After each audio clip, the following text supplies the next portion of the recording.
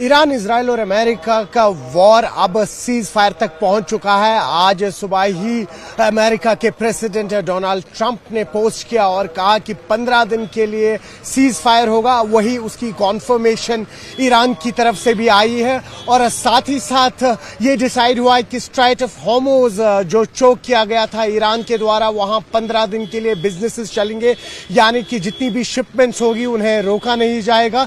लेकिन साथ ही साथ ईरान ने कंडीशन रखी थी कि 10 ऐसे पॉइंट्स हैं जिन पे यूएस को अग्री करना होगा, जिस पे यूएस प्रेसिडेंट ने कहा है कि आने वाले दिनों पे उस पे नजरसानी होगी, देखा जाएगा कि ये 10 पॉइंट्स का फॉर्मूला जो ईरान ने सामने रखा है उस पे कैसे काम किया जाए। और वही जो ही ये सीज फायर की खबर आई, आज पूरे श्रीनगर और बडगाम इलाके में हमने देखा और साथ ही साथ बारामुल्ला डिस्ट्रिक्ट में भी देखा कि किस तरह से जश्न का माहौल है। सुबह से ही लोग यहां कई सारी सेलिब्रेशंस का हिस्सा बने, पटाखे फोड़े गए यहां पर और इस सीज फायर का वेलकम किया गया। वही अगर हम सीएम उमर अब्दुल्ला की माने तो उन्होंने कहा कि 40 दिन तक लगभग ये अभी वॉर चला है और इसे एक अनजस्ट वॉर कहा है। साथ ही साथ अभी महबूबा मुफ्ती ने भी कहा है कि एक खुशाइन खबर है। आज सुबह से ही जो ही ये खबर बाहर आई कि सीज फायर हुआ है, तब से कहीं ना कहीं एक सेंस ऑफ रिलीफ अब पूरे देश भर में है। वही अगर हम डॉक्टर फारूक अब्दुल्ला जो जम्मू कश्मीर नेशनल कॉन्फ्रेंस के प्रेसिडेंट हैं,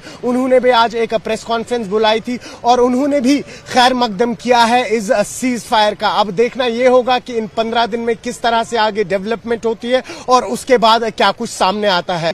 जो ही ये सीज फायर की खबर आई, आज पूरे श्रीनगर और बडगाम इलाके में हमने देखा और साथ ही साथ बारामुल्ला डिस्ट्रिक्ट में भी देखा कि किस तरह से जश्न का माहौल है। सुबह से ही लोग यहां कई सारी सेलिब्रेशंस का हिस्सा बने, पटाखे फोड़े गए यहां पर और इस सीज फायर का वेलकम किया गया। वही अगर हम सीएम उमर अब्दुल्ला की माने तो उन्होंने कहा कि 40 दिन तक लगभग ये अभी वॉर चला है और इसे एक अनजस्ट वॉर कहा है। साथ ही साथ अभी महबूबा मुफ्ती ने भी कहा है कि एक खुशाइन खबर है। आज सुबह से ही जो ही ये खबर बाहर आई कि सीज फायर हुआ है, तब से कहीं ना कहीं एक सेंस ऑफ रिलीफ अब पूरे देश भर में है। वही अगर हम डॉक्टर फारूक अब्दुल्ला जो जम्मू कश्मीर नेशनल कॉन्फ्रेंस के प्रेसिडेंट हैं, उन्होंने भी आज एक प्रेस कॉन्फ्रेंस बुलाई थी और उन्होंने भी खैर मकदम किया है इस सीज फायर का। अब देखना यह होगा कि इन 15 दिन में किस तरह से आगे डेवलपमेंट होती है और उसके बाद क्या कुछ सामने आता है। न्यूज़ 18 के लिए आफाक शाह के साथ श्रीनगर से मैं सरोज कफील।